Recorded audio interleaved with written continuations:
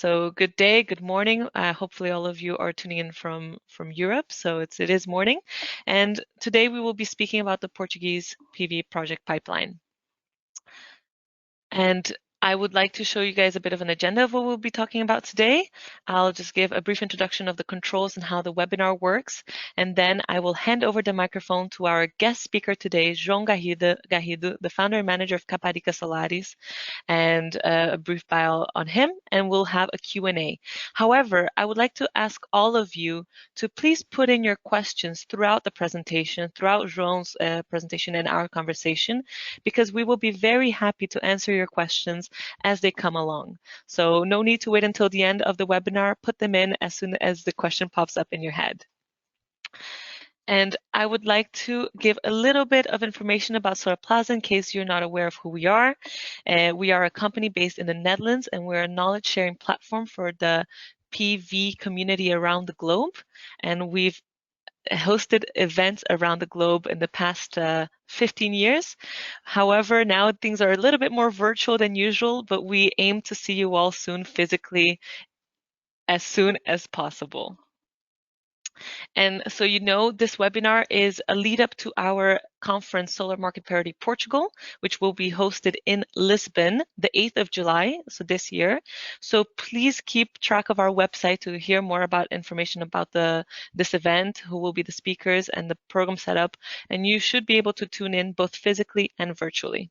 But please keep an eye on that. Some practical notes. If you have technical issues, please put a message down on the webinar chat. We have a tech support over here to help you out, and put in your questions on the side panel. Hopefully it's clear for you on the screen, and we will share all of the slides and the recordings after the webinar. So now I'd like to give a few words on João. He is the founder and manager of Caparica Solaris, but he has had over 14 years of experience in the sector. He holds a degree in environmental engineering and an MBA.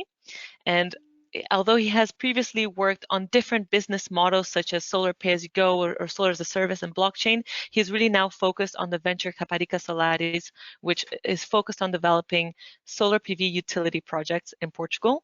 But I'm sure he will be able to introduce himself and Caparica Solaris better than I could very, very soon. João, please take the floor, and I'm very eager to hear what you have to say. Okay. Hello, good morning. Thank you for Solarplaza and Lorena for inviting me. I've been involved in many events with Solarplaza on the last decade in London, Milan, Lisbon. So I think it is always interesting to work with you and to do what we enjoy, to talk about solar and to discuss, change ideas in order to develop our market.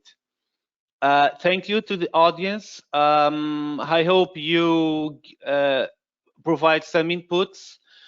As I have discussed with Lorena, let's try to avoid the boring PowerPoint presentation, and all of us, we are a little bit sick of that. So I will try to be brief in my presentation with the PowerPoints, just to have some numeric, some figures. The major point in this event is to talk about the milestone, 1 gigawatt of solar in Portugal. What does it mean? What are the main perspectives and the future, what is happening now? And I will go through it. Then it will be more interactive, going through the questions that the audience may have. So just a brief note about my company.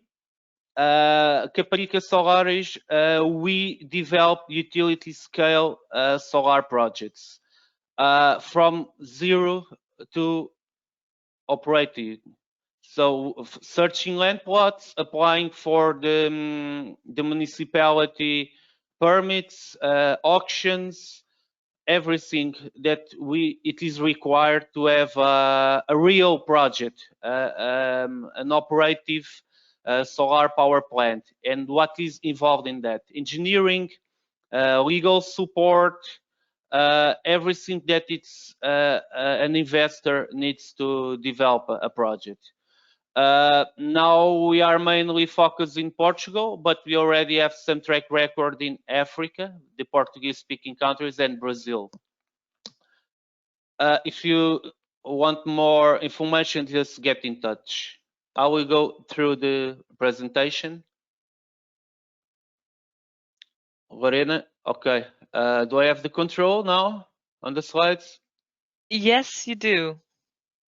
Okay. There we go. So I will go through the presentation now.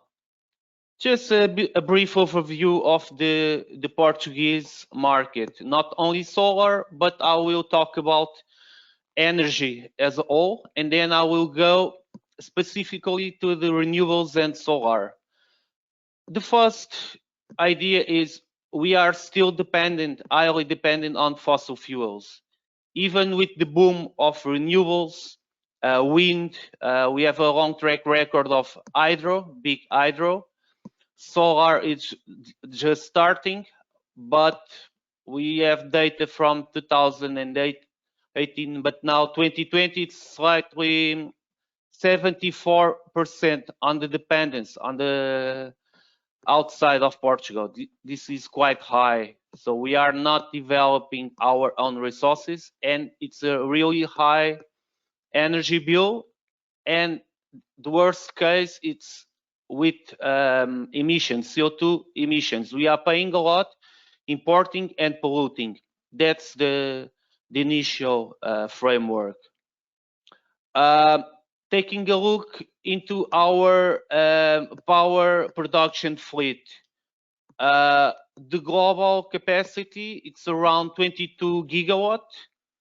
Now I will talk later. Now it's a little bit different. This year we are dephasing the main coal-fired power plants, Singe. It was one of the worst polluters in Portugal. It has finished the activity in January, and in November it's expected to be phased out, the other one, the remaining one, that will be around 1.2 1.5 giga of installed capacity. Renewables, currently the total amount is slightly 14 gigawatt, so divided on wind, hydro, also solar, 1 giga, and the remaining it's non-renewable, mainly thermal power plants. Going again on coal, I think this is a really historical milestone. It came from the first industrial age, so long time. So we are not any longer on the 18th century, century 21. So I think it's about time to the closing of the two coal-fired power plants in Portugal. Not only about pollution, but so many health problems that we cannot have the accurate idea what it means for the general health state of the population, not only on the economical but environmental, really hot issues regarding to this. But I would like to highlight this. 2021 could be the year of the end of coal in Portugal. I think that's a really remarkable milestone in our country. Going through the breakdown of the installed capacity on renewables. So if we take a look, 2020 it's when we have achieved the 1 gigawatt of solar. I'll have prepared the graph with this. So to 2020. But what does it mean? It's a number like other number. It's important to take a look into the milestones, but I don't like only to analyze one number. What is behind that? What is 1 gigawatt of installed capacity? For me, it's important to take a look in how many companies are active in Portugal. Are we adding value to our economy? How many Portuguese people are working on this? Do we have enough companies? Are young people working in this industry? Do we have resources for this? Are we prepared for the expected boom that will come soon? If we take a look into historical track record, the last decade was really bad. Because I've been involved all these years, and as we can see, almost years we've been below 200 megawatt of installed capacity for each year. So if we consider the amount of companies that we have here, so that's a really small market. Probably the real estate can have a bigger turnaround in the one single week. But now I feel that we are in the turning point. Also, taking a look into the breakdown of the kind of projects, the major share is utility scale, 60%, and the remaining 14 is decentralized, residential and commercial industrial. That's the big picture. Now talking about specifically the utility scale, that's what I have been more involved. I have working on other market segments, but on the last 3 years, my main activity was mainly focused in utility scale. So I don't have much to add to this. We have assisted to many headlines in the papers. We have already 2 auctions. I think it was a success. We have 13 winners on the first one 2 years ago, and last year it was another auction with 6 winners. The projects are in early stage, starting to develop. I don't identify any major issues with this.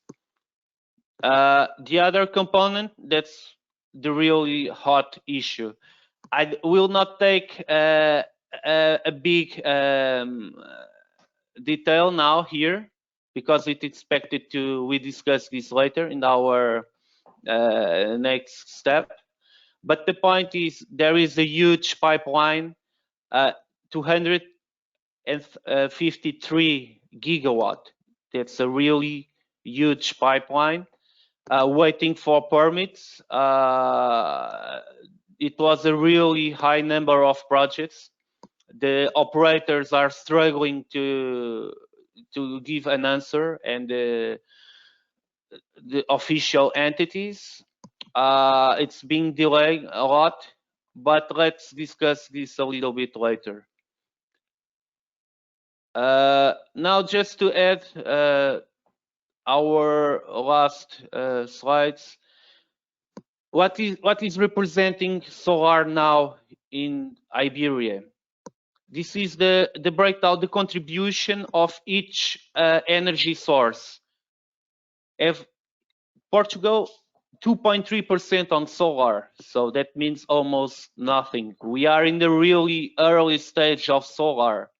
We have coal, gas, also hydro and wind. It was quite good, but we are still highly dependent on fossil fuels. Spain is a little bit better in solar, 5.9. That's the difference.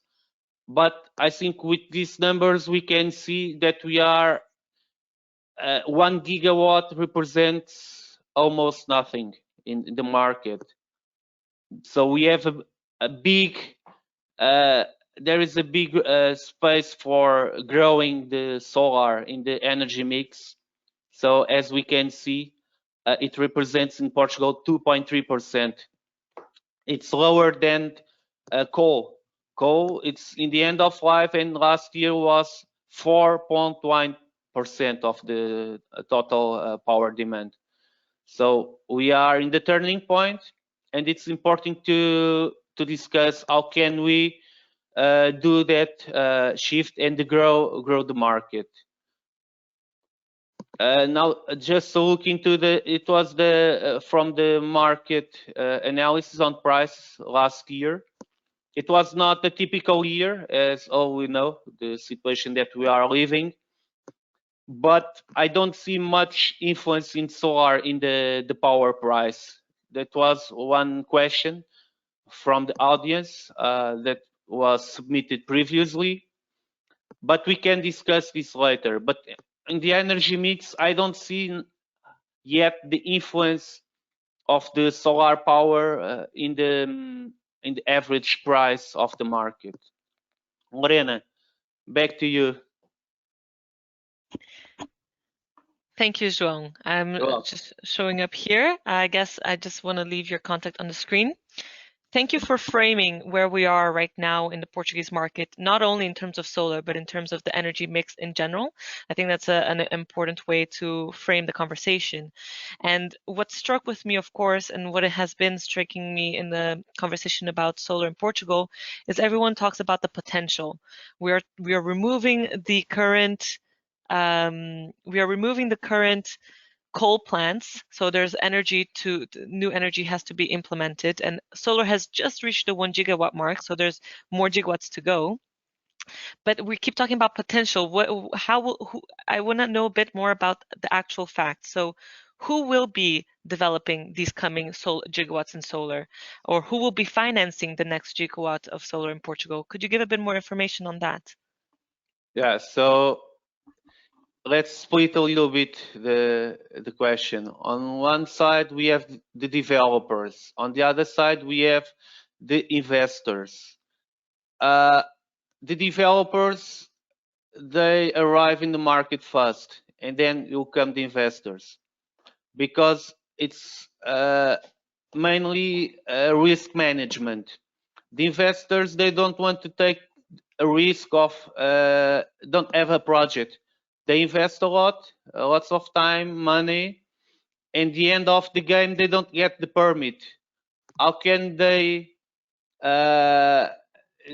say to a committee of investors that they have invested in the project that will not go further? So that's the reason why the first stage of the market is highly risk. You can get a land plot, and then we will not have the grid connection. That's the hot issue now. Or you can get the grid connection, but the environmental approval, you will not get it. So when we develop a project, we can consider three major bases.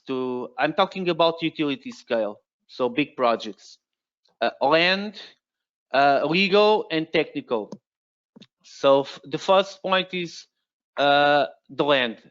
We must find the most suitable land plot, not only on the technical part.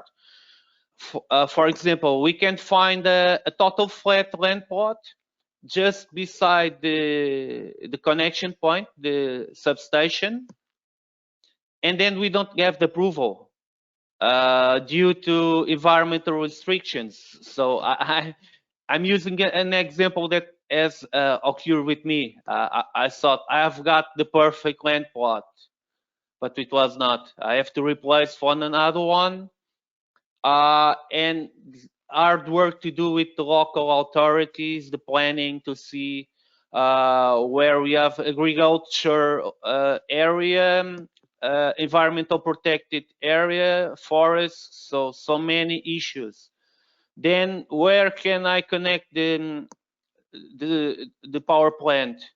There is a struggle in the grid connection. So now the big issue is we have more projects than grid capacity, and the grid is not growing as it was expected and as we wish. So that's the major bottleneck.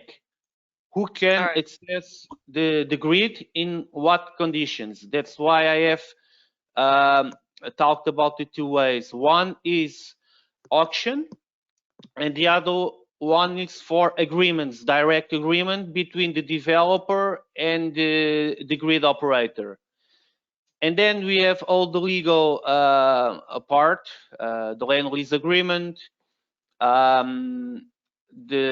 with the authorities, and the financial part, the bid bonds, guarantees, and then the environmental permitting, because that's one of the, when we talk about solar, we only talk about good things. And I see a balance. I'm a true believer. That's my profession long years ago. But if we want to develop, we have to talk about everything. And when we are talking about large scale projects, there is a huge problem. It requires a large amount of land. And what we will do in the countryside, we will be building all the countryside with solar panels. So we have to find a balance. Where can we put the panels or not? Does it make sense? What is the sustainability? When we talk about renewables, we must talk about sustainability, not only about power production, but are we adding value to the local communities? Are we sharing value? Otherwise, people won't get a solar power plant in their backyard, because it's changing a lot the landscape, and they don't see any kind of advantage on that. So I think the developers must think, and not only developers, but also the local authorities and governmental entities, how can we develop a project and add value to everyone? I think that's the sweet spot that we must aim. Otherwise, we will have lots of problems. I am developing several projects, and I have found many different situations. Some local municipalities, they are working hard to have projects, and they want to help. Others are blocking. They don't want to have it. They are doing what they can to block it. So there are so different situations, and we cannot have it. I think we must involve everyone, top down and down top. It's not only about talking, what do we want in 2030? That's the goal for the plan, national plan, 9 giga of solar. Okay, but how can we do it? It's not only drafting a national plan. How can we implement it? If we don't have enough planning resources and the local authorities, if we don't have all the stakeholders aligned, that will be a huge problem in developing the projects, and we will have delays for sure. I think that's one of the major issues that I am finding out on the ground. Every day I'm working on this, so that's what Thank you, João. I think you've touched on so many topics that we can unpack as the time goes on, but I would like to highlight what you mentioned. The question, who will develop the next gigawatt of projects, seems to be a complex one, because it depends also on are they able to develop these next gigawatt of projects, related to the three main topics you brought up, which was land permitting, the connection points to the grid, and environmental / administrative permitting scheme. So having a combination of those three. So it's a regulatory, a developer, and then a financial also component. But I wanted to touch upon a question that came from the audience, João, when you were talking about the licensing issues. The question is, how much of a risk are the environmental licensing issues for PV plant development? So how much of a bottleneck is the environmental licensing issue? We don't have some pattern on that. It depends on each project. So Portugal is a small country, but we have different realities here. In some parts of Portugal, it's not so hard to find a suitable land plot. But in other places, one of the major places is Alentejo. We have lots of land, lots of sun and space, but we have protected areas for the cork trees that we must protect. Also agriculture protected areas, so it depends on the places. So, but in many cases that could be an issue. That's why why it's so important to choose from the early beginning a land plot. That could be a game changer. So if you don't select a suitable land plot, you can have huge problems in the end of the process. So that is something that must be done upfront. My idea on that, we don't have to think in the environmental in the later stage. That it must come upfront. One of the major ideas when we develop a project, it's to figure out what could be the major environmental problems with this project. That's something to be discussed upfront. Otherwise, we can have big problems and have to choose other land plots. But I don't have a number on percentage or whatever. But it's a good framework. And I had also a few questions about the 253 gigawatts of projects that were in the pipeline, right, with the direct agreements with the grid.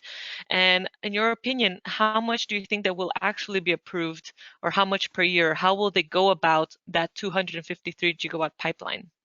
Okay, so my idea with this is an avalanche, a waterfall of projects. Let's go to the beginning of this story. Why do we have 253 gigawatt? Just to have in mind, our total capacity in Portugal, it's 21 giga. So that we will multiply so many times. So 2019, it came into force a new legal framework to regulate this activity of power plants and specifically solar. And then it established the baselines of auctions. So you have two ways of developing a project, utility scale. Or we go for the auctions and we bid and we win and we have a project. Or we present our intention of developing a specific project in a zone. So that's the big issue with that second gate. My idea, my opinion is that on that component, the law was really awful. On the side of the auction, it was okay. I think the things are going in the good way, at a good pace, without any major problems. Here, why I say this, that it was awful? Because we had no entry barriers. I will explain you how can we do it. How can we apply for the project? I did it for my customers.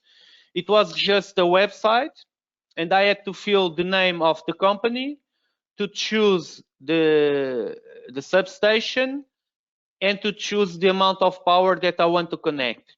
Just it. And to send the proof of the legal entity. Just it. So myself, I could introduce 10 giga or whatever without any compromise from my side. So just establish an example how it works in Spain. If I submit a project, I have to put upfront a bid bond of 40,000 euros per megawatt. I am committed since the early beginning. So, and we have a selection process in the beginning. Here, we didn't have a selection process. So, having said that, I don't believe that we truly have 253 gigawatt. That was the amount of projects that has entered in the power, not real projects. Now, after that, everyone gets scared. The energy department, mainly the operators, that they have to give a response to this. And no one was waiting for this amount of high amount of projects. And last year in February, it came a new guideline. So it has stopped. The energy department said, okay, we don't accept any more projects. Let's work in what we have in the current pipeline. And they presented a list of information that every project developer had to present. Information like to make a proof of the land lease agreement or land acquisition. So having rights on the land plot, to have a previous approval from the municipality. So that kind of information. The deadline for that was last October. So since October, we are waiting for the results. So we had two windows for the most advanced projects and for others. The most advanced, they already received the feedback. It was created a ranking system. We have a rating for each project that it's been listed in priority list. So that's where we are now. And then each developer will start negotiating the conditions with the grid operator.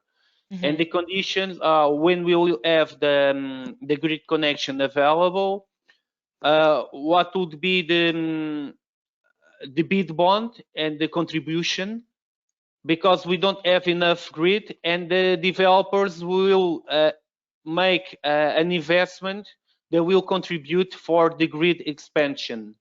So a developer must do 3 investments: the power plant, the line for connecting the power plant to the substation, and then for a substation upgrade or the grid system upgrade. And here we have two grids. We have the TSO, the transmission system operator, and the distribution system operator. So depends on the power. So we can consider above 50 megawatt to the transmission system and below to the distribution. And then the agreement will be done directly between the developers and the operators. I see. So that's a bit of the status of this projects that are trying to get into Portugal, not via the auctions, but via direct agreements with the operators. Yeah. So it sounds like the ball is in the court of the operators, or of them having to rank all those gigawatts of projects. But it sounds also like they updated the original scheme to include certain barriers to entry, or to be able to rank those projects. So at least some work is done compared to just anyone being able to promote their project. Yeah, for sure. All right, but then I'll jump a little bit into the other half of the projects currently in development, which is through auctions, because there were a couple of questions about the auctions, and I think I'll return to the slide about it. One of the questions I have from the audience, João, is, in your perspective, or to your knowledge, from the winning auction projects, how many are really being built, or how many will really be able to get online? So I cannot go into deep details in some projects because I'm involved. So some of my clients, they are developing. But from what I can say is, I think that every project will go further, because the bidders have committed a lot of money. They have their neck in the game, the skin in the game. So it's already committed. The point is, the grid connection is not available now. It will be in the future, so that will give time for developing. So in this moment, my understanding, it's under the environmental permitting process, the major part of the projects. I see. Well, now, but from last year, it's a little bit more delayed because it was last year. Then we have this situation that has delayed the deadlines. But there are some little problems that we can face in any project, but I don't see any major barrier that I can say, okay, I see that many projects won't go further. So that projects are already with the financing schemes engaged. The investors are really committed. So I don't see many big issues with this. All right, no, that's good to hear. And I guess when these projects do come online, it will be a proof that the auction system that was put in place really did work. I think that is what people are maybe looking at. I did I have believe on another that. question. Go ahead. I did had just another question from the audience, which was, when would the next auction be expected? The Leilão Solar 3, and I don't know if you have any indication of that. No.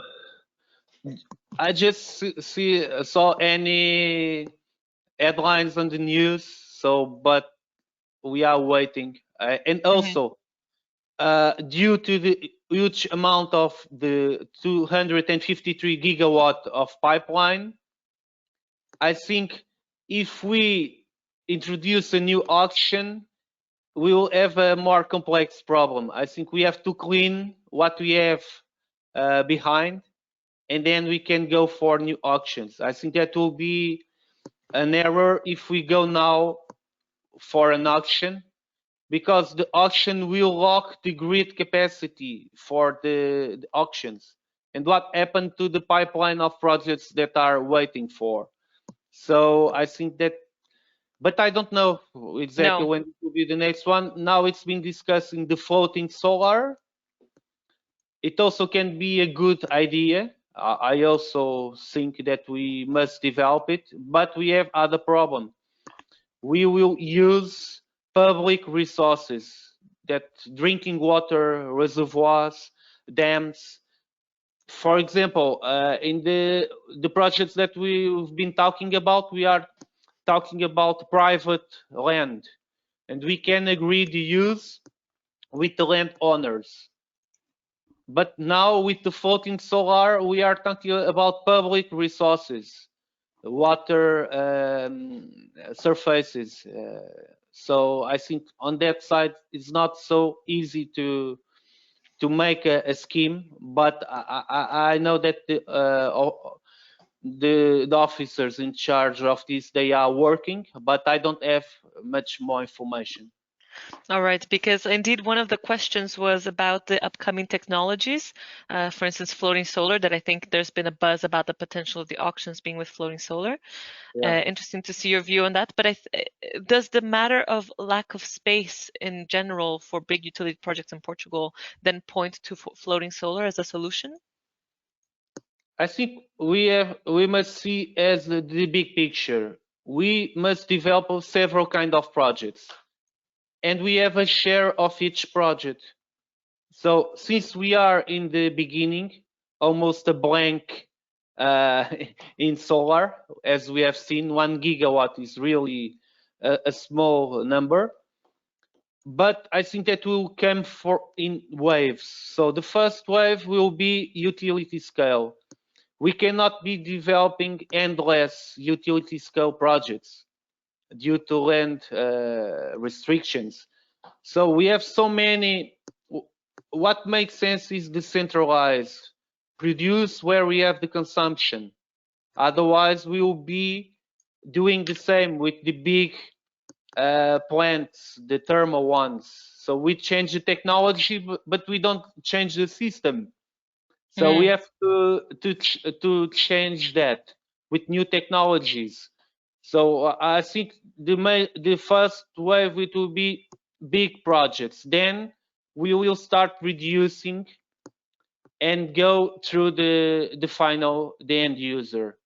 So to the companies, commercial and industrial rooftops, and then the residential sector. That makes sense. So if we fly in Portugal, we take a look into the roofs. So almost of the roofs are empty with solar panels. So that's a huge amount of land that we can avoid. And if we use not every, but every rooftop that is capable of implementing solar panels, I think we can have a really high surplus of power Yes. just using that. So it's interesting to then talk also about the non-utility scale opportunities. I mean, Yeah, sure. personally, I'm based in the Netherlands, and if I take a train, most farms, most houses, they all have solar panels on their rooftops. So Yeah. it'd be exciting to see the same in Portugal. But continuing on the topic of technologies, João, probably you expected this question, but I got a couple questions about the topic of green hydrogen.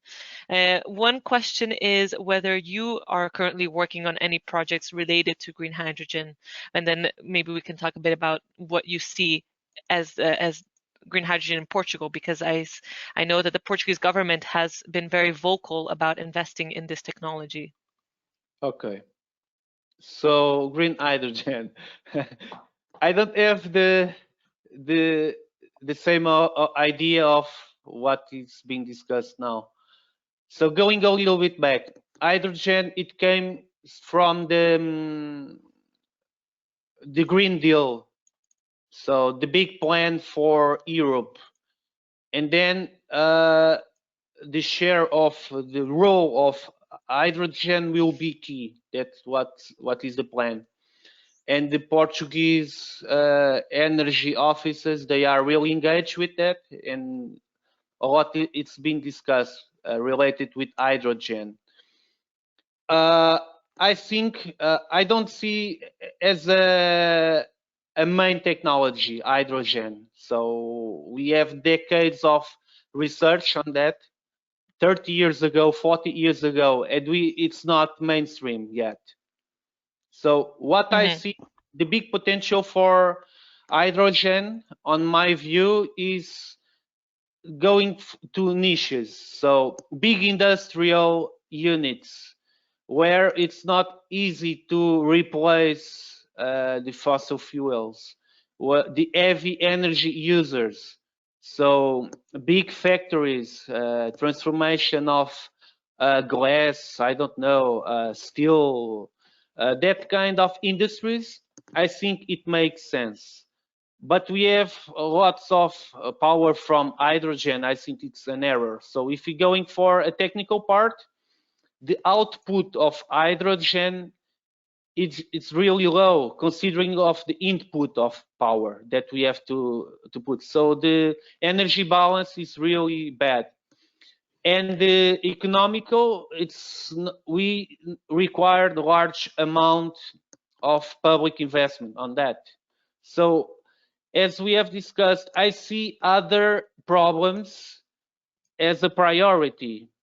If we don't have enough grid for new projects, renewables, that's what we have to solve. Why should we be spending lots of money in other projects that they are not economical attractive when we have a technology, solar, that it's completely ready to go mainstream and it's not being developed due to technical issues. I think we have low hanging fruit Mm-hmm. first. Thank you for those comments, João. I think when I've But spoken about, oh, sorry, just, no, go just to ahead, complete, I don't.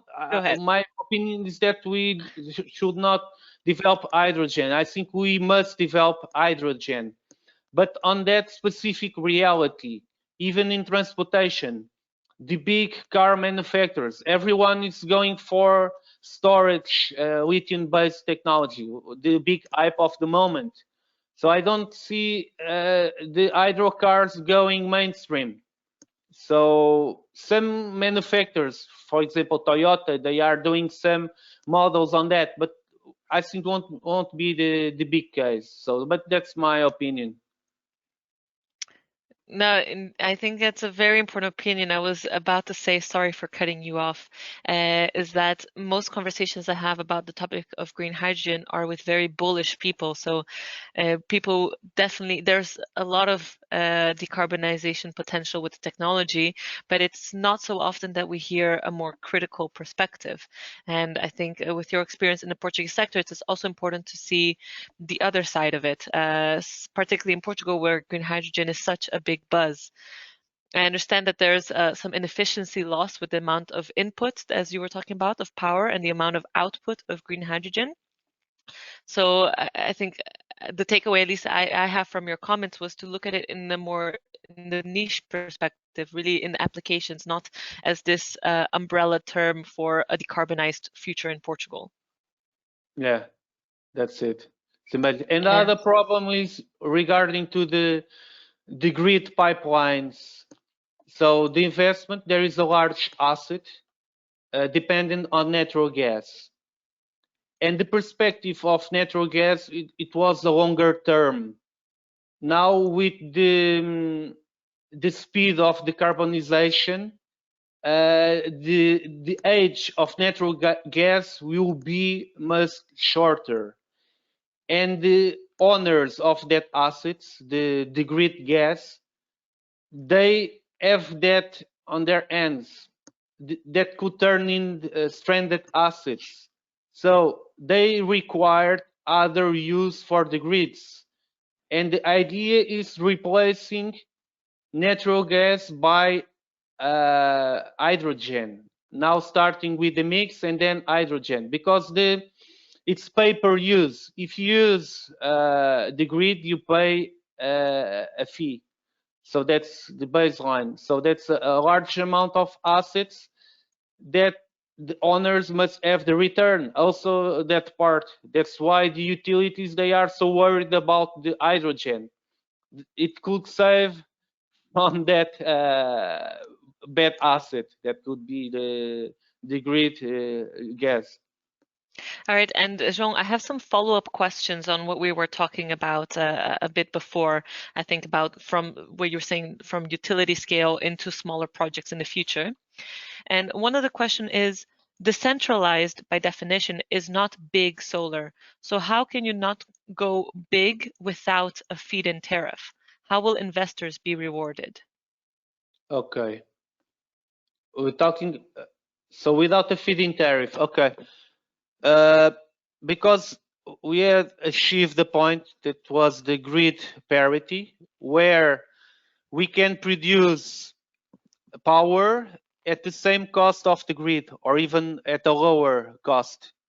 So we don't need any kind of support.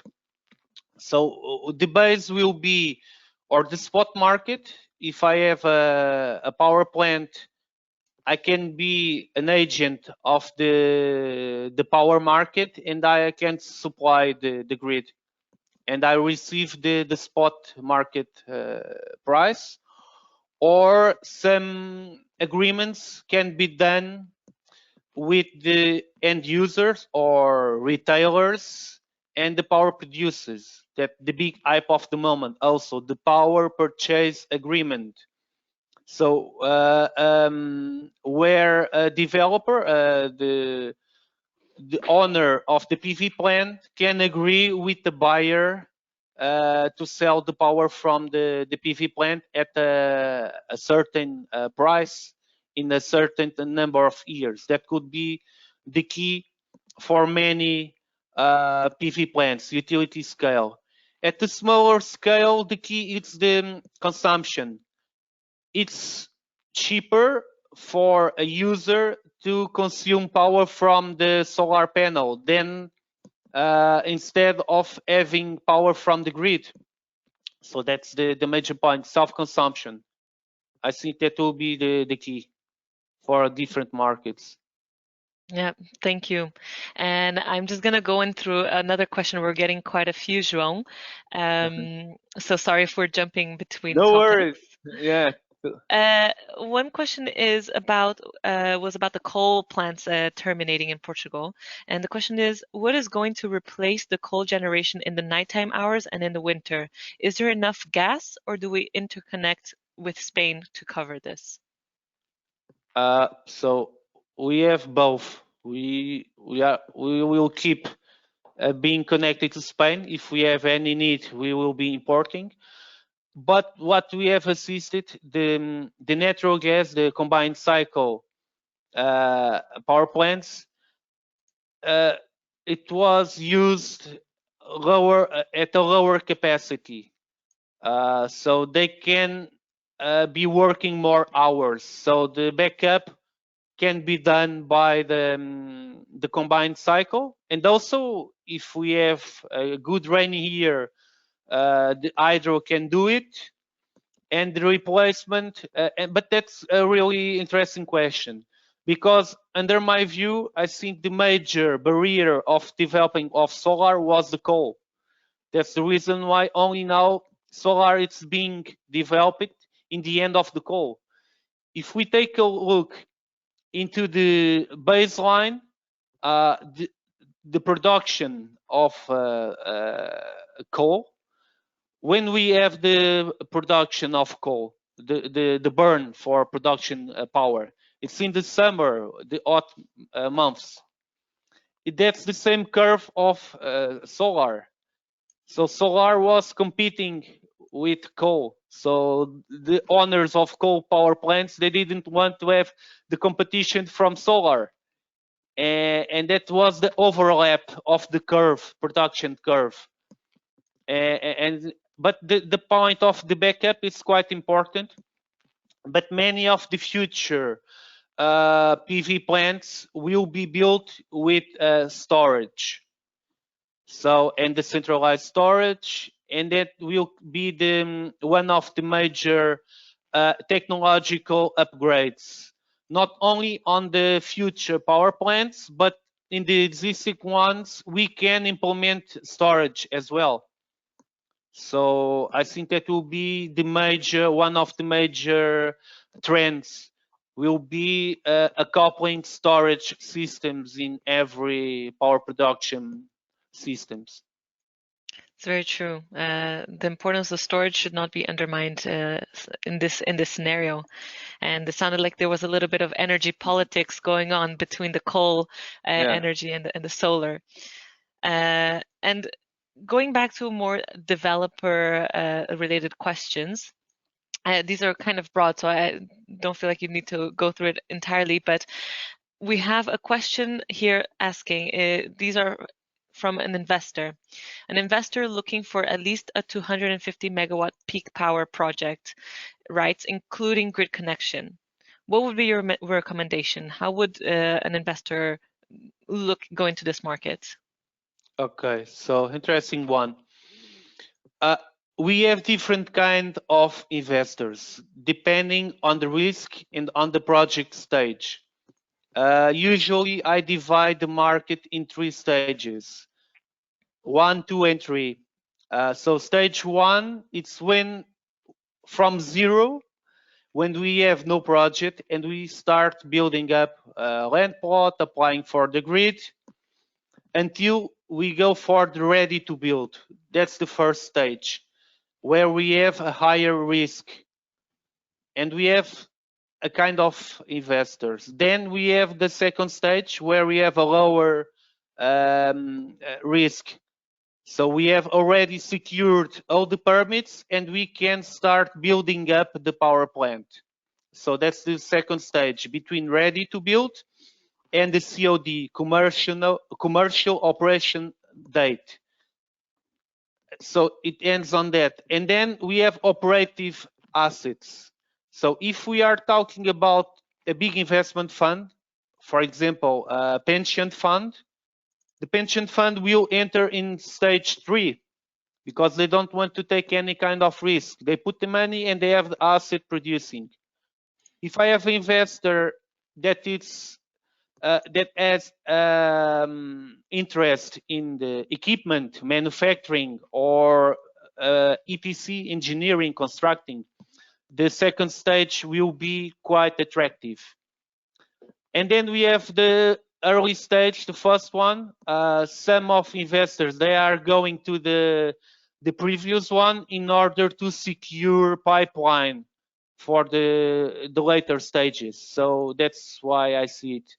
But the point is, we are now on the primary market. We don't have projects. We are underdeveloping. Once we have permits and projects operative, we go for the secondary market, that is M&A acquisitions. It's not so active now, but I think after we get a huge amount of projects with permits, we will assist into a wave of M&A. So the real money will start arriving into the market when the risk is controlled. It's a lower risk. Now the investors, the major one, they are not entering. They are taking a look, but they are not willing to take a risk of waiting for a long time to have a grid connection, and then they will not have it. So that's the reason why the developers, they are taking a high risk.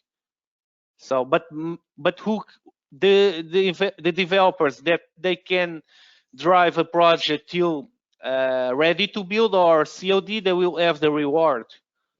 But that's the hard game and a lot of competition here. I see. That's the point. Quite interesting that you see that the developer is taking a higher risk because of these delays. Yeah, sure. So we'll see how it goes in terms of investment, but it was a nice question. And I know we're reaching the last few minutes we have available.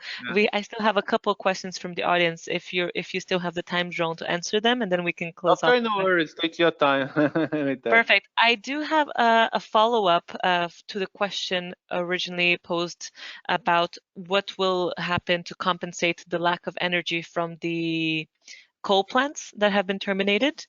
And the follow-up to that is talking about how wind power is stronger by nighttime and hydro is also. So there's not necessarily much need for thermal plants. I don't know if you have any comment to that. Depends on the years. We are under the dependence of Mother Nature. In some years that can be true, others not. So I think the real challenge is to increase the mix. The renewables, I don't believe in one single and major technology. We have to bundle everyone. I think solar has a key goal, a key point on that, but also wind, biomass, also wave energy, so other geothermal. I think that's the mix, and to manage it. And the coal, if we take a look into the mix of last year, it has represented 4.3% on the energy mix. So it's not so high. Yeah, last year, no, 4.1. I think it's perfectly doable. So indeed. yeah, we are not so dependent. The point, just to follow up, if we take a look into the commodities price, on the last years, coal was really cheap. That's one of the major reasons why we kept burning coal. It's cheap, so let's burn it. And the pollution was not paid, so that was the major point. All right, and another question we have coming up is about agrivoltaics. Is what about agrivoltaic projects in Portugal? I think to close off what we were talking about, new technology. Okay. So we already spoke about floating. We talked about green hydrogen, about storage, and now the question of agrivoltaics. Yeah, it makes sense. If you have any comments about the agrivoltaic future. I'm not involved in any project. Under the technical perspective, it could be some kind of problems. When it's seasonal, solar, I have the payback of the investment when I use every day of the year. With agriculture, sometimes it's highly seasonal. So how can I have the payback of a system if I only use a couple of months but depends on the activity. Can support the water supply. So, but I think it makes sense. But it's a question of matching the consumption and the production. It's not easy. Just to end up a message that I think that it's key when we talk about this market. What on top of our mind, we only think on utilities, big companies, oil and gas, and that companies, they are crucial and they have the role in the market. But we have other kind of companies. We have local companies, we have startups. So let's think on that. Let's try to work it with local companies. Let's develop local value, and let's attract more people, women, young people. We have a lots of talent in Portugal. I don't see much young people working in this industry. And I'm a little bit sad about that. So let's involve more people. That's a new industry. We need more people, new blood, new ideas, people from other countries, but also the Portuguese universities. So many talent that I'm finding in the universities. So let's involve more people. Let's create more startups and make it work. So that's my my message to everyone. Inspirational message. That's a great, I think that's a great message to end this webinar on. And I just want to comment that indeed, we talk a lot about utility scale solar, but there are so many other opportunities that can help develop a solar in Portugal. And when you were talking about local partners, that brought me back to the comment you made in the beginning of this webinar about the social perspective of solar and adding local value, which is still, I think, somewhat of a constraint, the social component. Yeah. But anyways, we've reached our full hour. João, you've had a very nice final message. I don't know if you have anything else you might like to add. Okay, take care and keep safe. I hope everyone get healthy. Oh, Okay. perfect. I will just share a And final take message. sun. Go ahead. Vitamin D, it's Take crucial. Take sun. Now it's summertime, so hopefully we will be taking some sun. I know you in Portugal, you might have some nice beaches. And maybe we'll see each other on the 8th of July in the sunshine in Lisbon if For conditions sure. allow. Or later on in the year, we also host our Solar Market Party Spain conference, so maybe less sunny in December, the 2nd of December. And I just want to note to our audience members that at Solarplaza, we started a new venture as well, our Solarplaza consultancy that goes over the topics of market and business intelligence, partner search and matchmaking, and digital content marketing. So if this piques your interest, please contact us as well. Other than that, João, I want to thank you so much. You've covered so many topics. I can't have put that up in the title. And I look forward to speaking to you more in the future. If anyone has any leftover comments or questions, please reach out to us. We'll forward it to João. Thank you very much. Thank you.